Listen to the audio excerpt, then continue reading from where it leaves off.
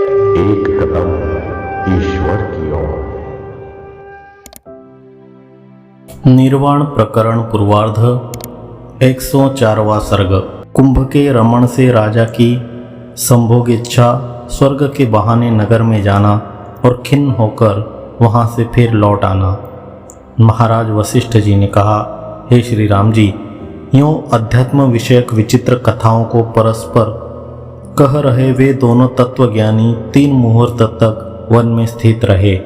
उसके बाद वहां से उठकर फल मूल आदि के द्वारा रक्षा करने वाले आनंददायक किसी पर्वत की चोटी पर जाकर विहार करने लगे, जहां सरस कमल और सारस पक्षियों के जोड़े सुशोभित हो रहे थे।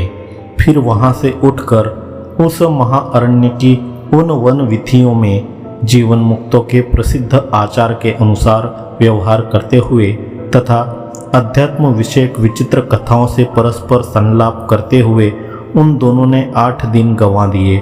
उसके अनंतर कुंभ ने कहा, राजन चलिए किसी दूसरे जंगल में किसी पर्वत के ऊपर चले।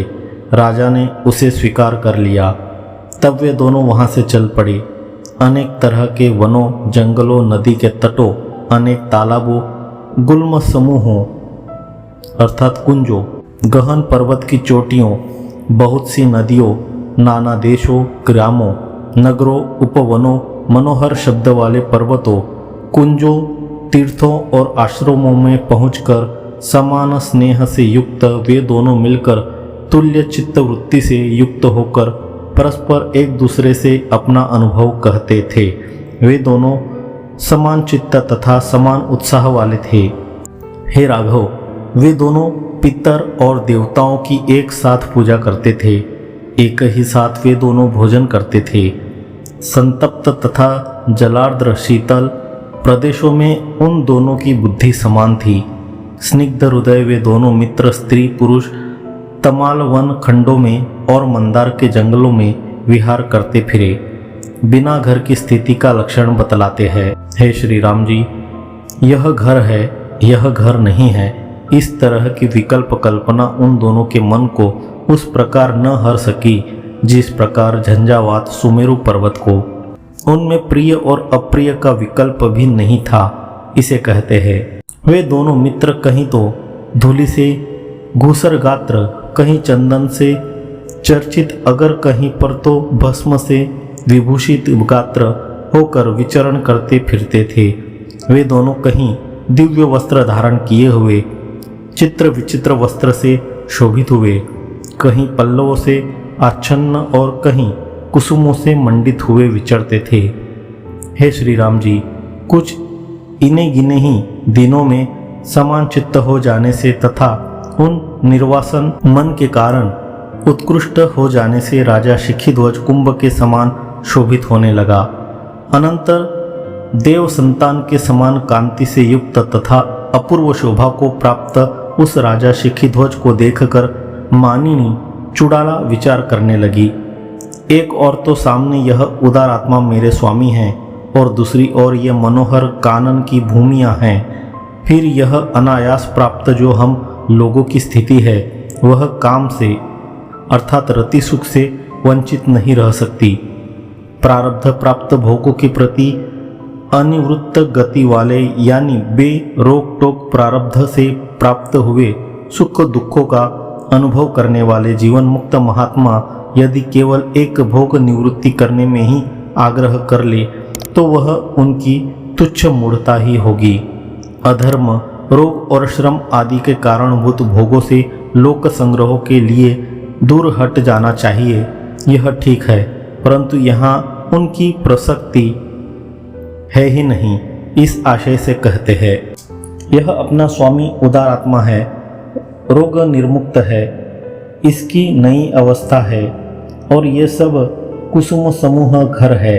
इस तरह की सब सामग्रियों के उपस्थित रहते भी जो स्त्री अपने स्वामी में अनुरागवती नहीं होती वह यदि अजीवन मुक्ता है तो अपने स्वामी के उपभोग के विनाश से जनित पाप से बिल्कुल नष्ट हो चुकी है, और यदि वह जीवन मुक्ता है तो लोक संग्रह के भंग से जनित निंदा आदि के द्वारा नष्ट हो चुकी है।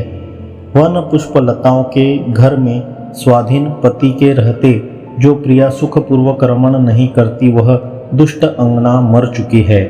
एकांत स्थान में सर्वांग सुंदर रमणीय अपने विवाहित पति को पाकर जो सती स्त्री रमण नहीं करती उस दुष्ट महिला को धिक्कार है।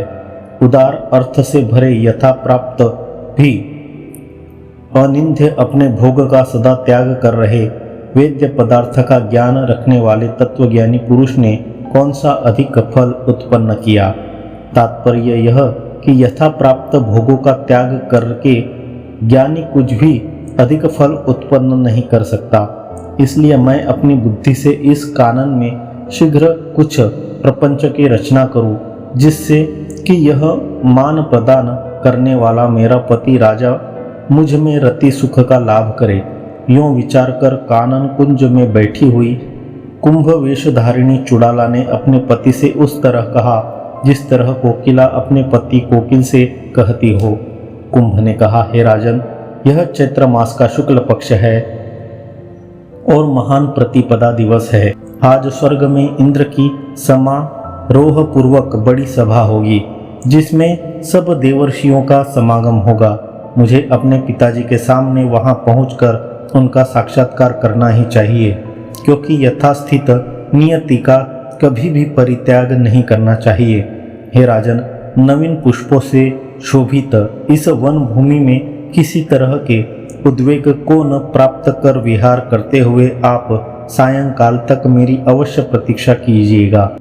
हे राजन, आज सायंकाल को स्वर्ग से मैं निश्चित आ जाऊंगा, क्योंकि मेरे आत्मसंतोष के लिए आपका साथ मुझे स्वर्ग से भी बढ़कर प्रिय है। यूं कहकर अपनी प्रीति जैसी कल्प तरु के कुसुम की मनोहर मंजरी कुंभ ने अपने मित्र राजा शिखीध्वज को उसकी प्रसन्नता के लिए दे दी। हे प्रिय मित्र, यहाँ शीघ्र आना। यूं राजा शिखीध्वज के कहते ही वह कुंभ वन से आकाश में शरतकालीन निर्जल मेघ की नाई उड़ गए। आकाश में जा रहे उस कुंभ ने पुष्पमाला की पुष्पांजलि जो वन वायु से चारों ओर प्रसरणशील हो रही थी ऐसे छोड़ दी जैसे हिमकाल का मेघ हिम। जैसे मयूर तब तक मेघ को लगातार देखते ही रहता है जब तक कि वह मेघ अपनी आँखों से ओझल नहीं हो जाता, वैसे ही उस समय आकाश में जा रहे अपने मित्र को राजा शिखीध्वज तब तक उन्निद्र होकर देखते रहे जब तक कि कुंभ आँखों से ओझल नहीं हो गए। क्योंकि बुद्धिमानों की प्रीति दुस्त्यज्य होती है, छोड़ते नहीं बनती।